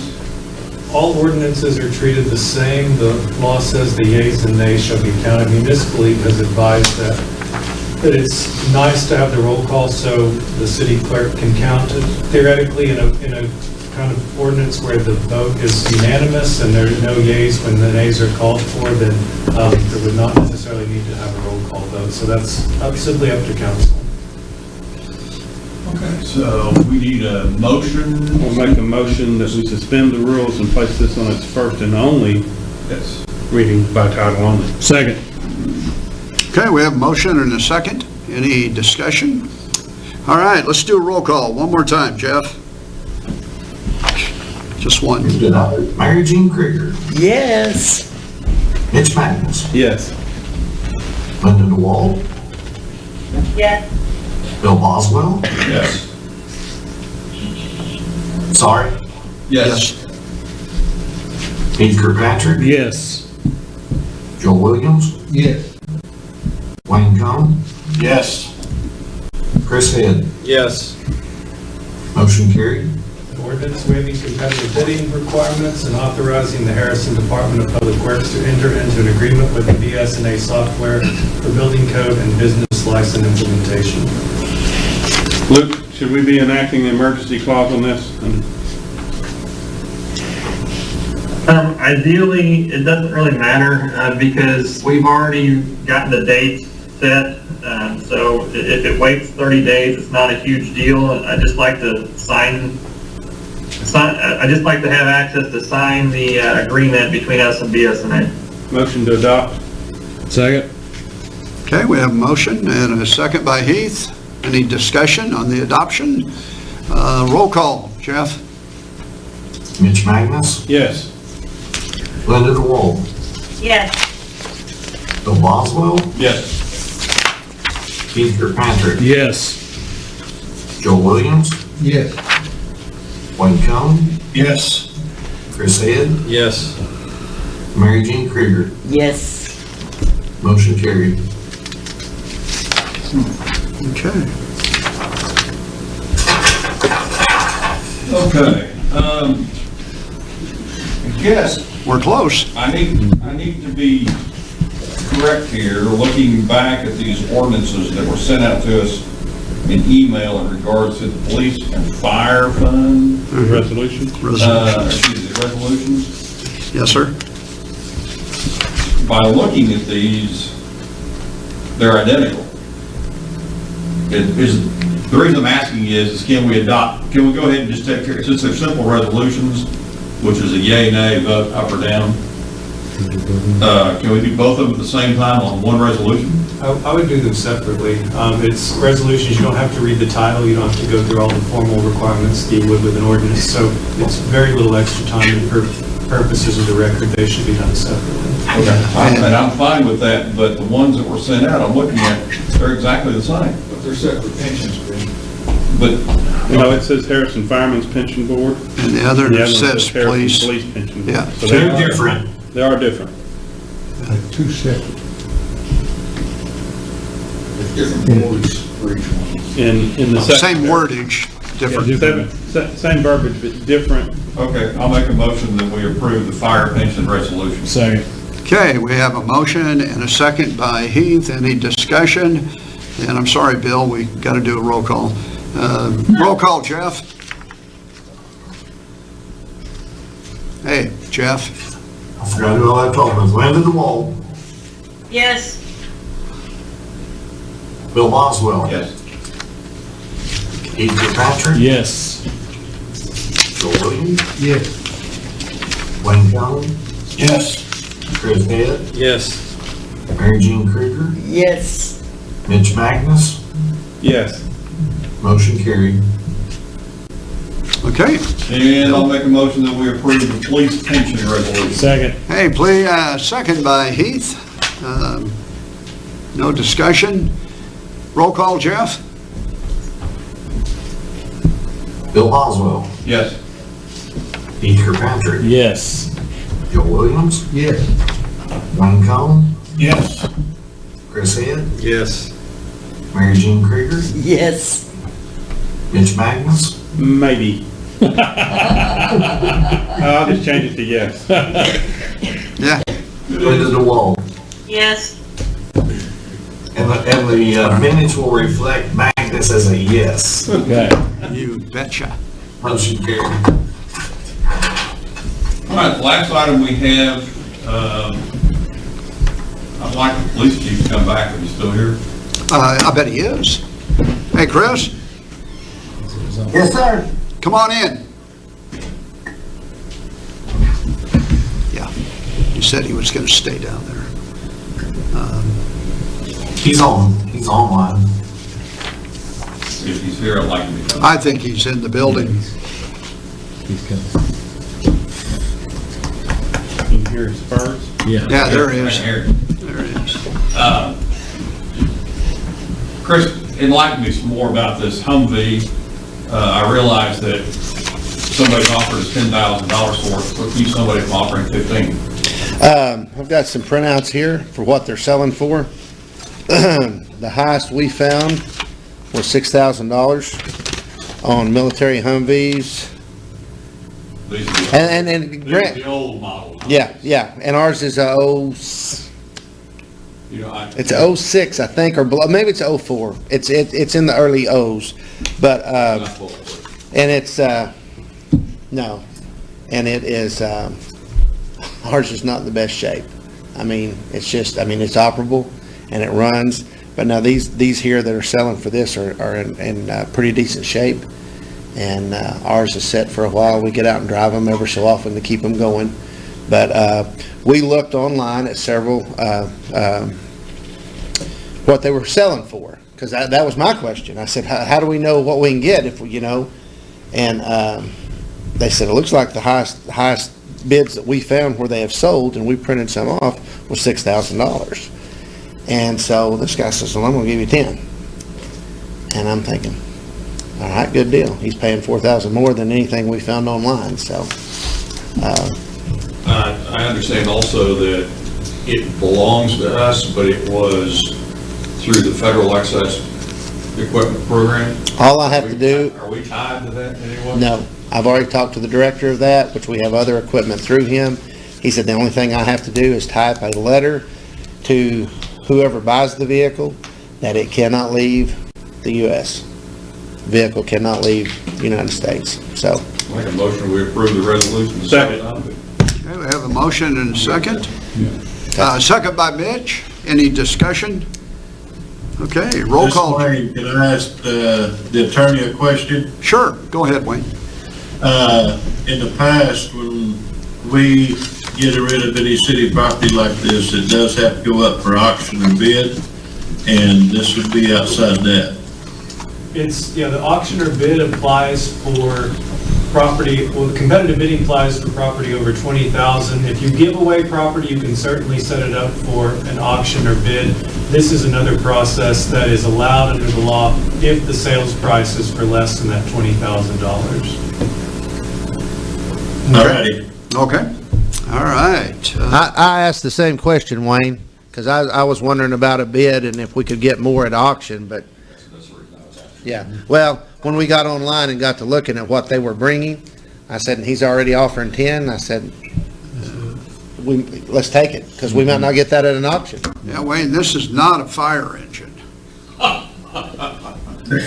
And we made... But we've been through this before, and I want to make sure through Grant that we're good with what we're doing. Yes, sir, you're good.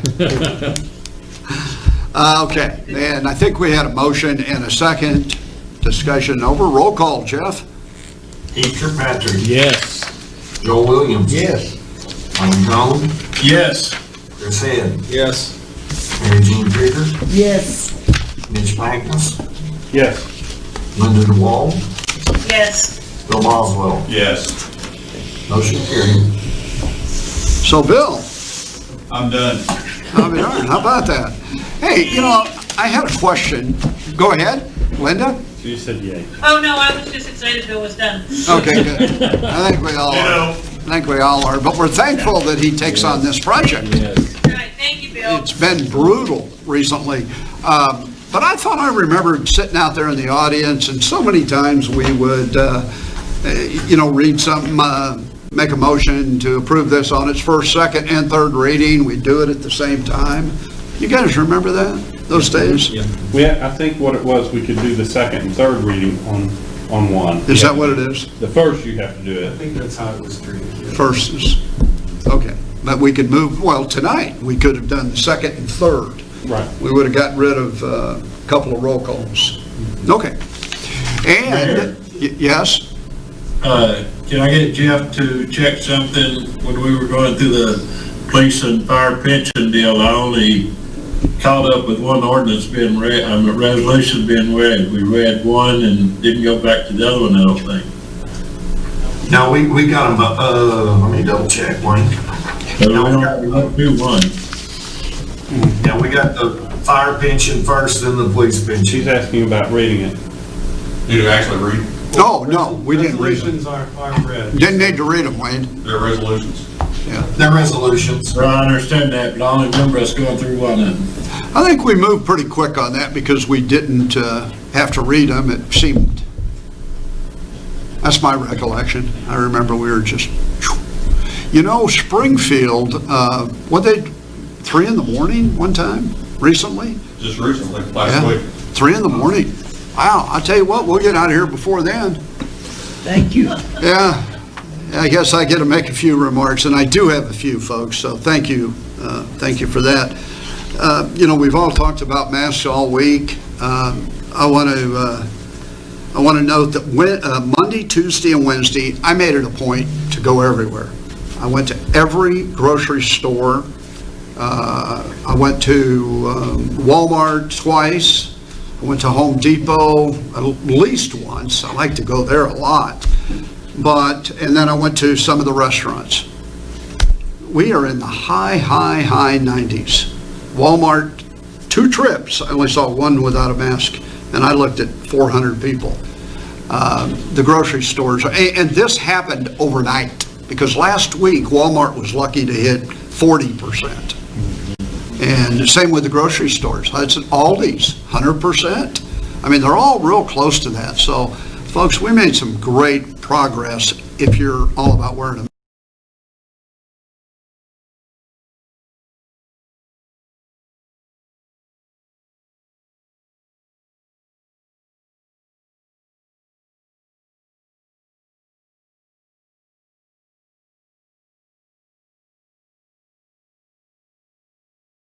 abide by the rules. I'm seeing that most of them are. I talked to the Walmart manager on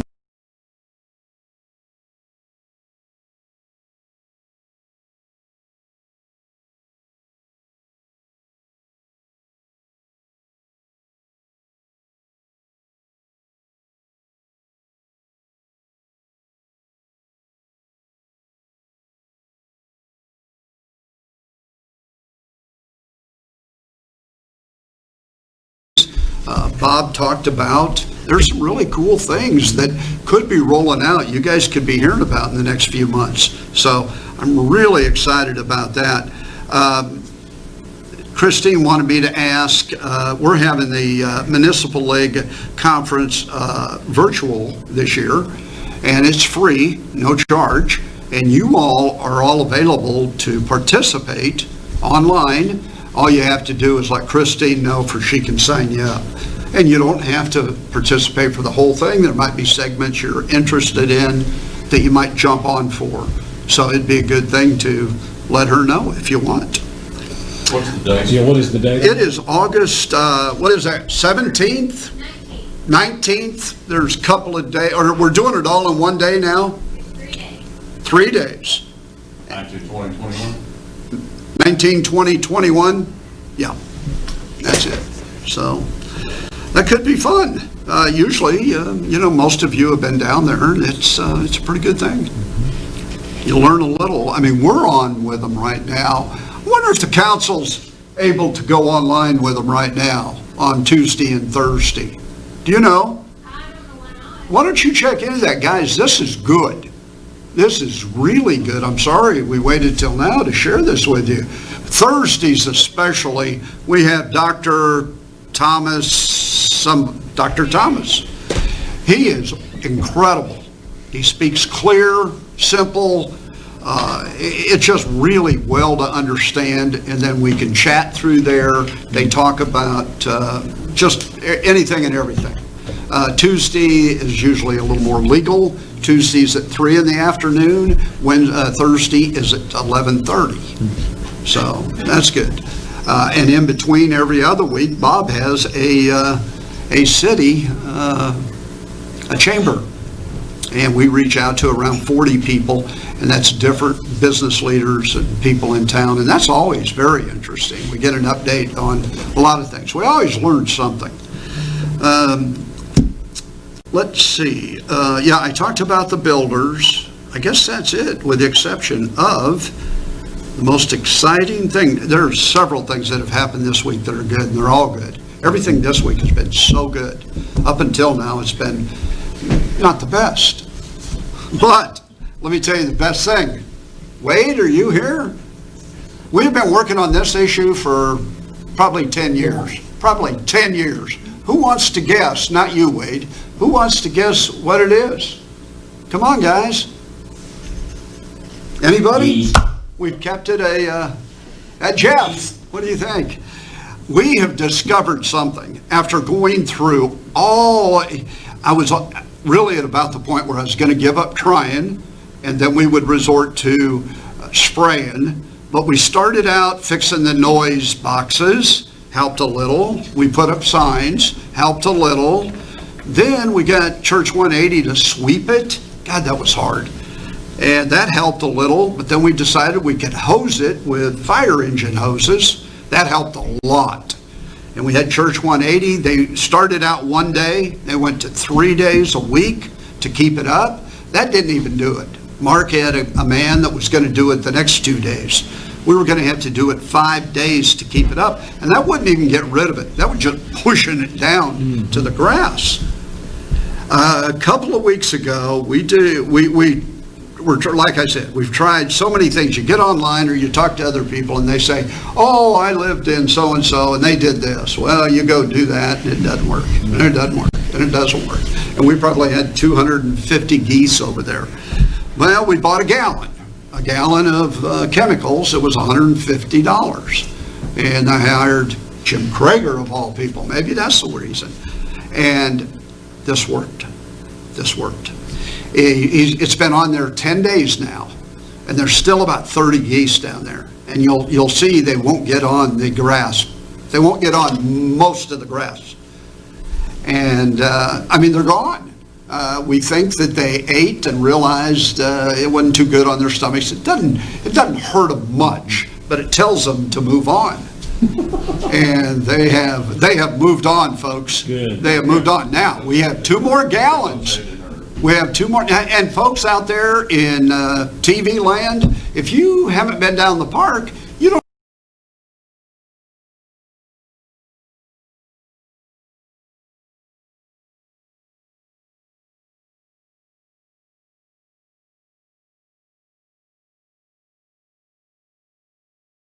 Telling you, and this is big. This is the biggest thing that's happened positively in a long, long time. We've got 2 more gallons coming. When they get here, we'll put 1 on and see how that works, and that'll probably be the end of it because we're down to nothing right now. I'm telling you, folks. Any comments from the audience, Jeff? No. Oh boy. How do you like the system? You guys all good with this? I like it. I mean, I like being here. It works. It works. And plus, we were going to open up to call-ins, and we hadn't had anybody, hey, what's that phone number? We should have tried it. See if it worked. Well, maybe that's why we didn't. Yeah. We didn't get it. Signal. You pay our bill this week, Luke? Guys, thank you all. It's been hell. I think we've turned the corner. I really do. By the way, we had over 1,000 cases in Arkansas today.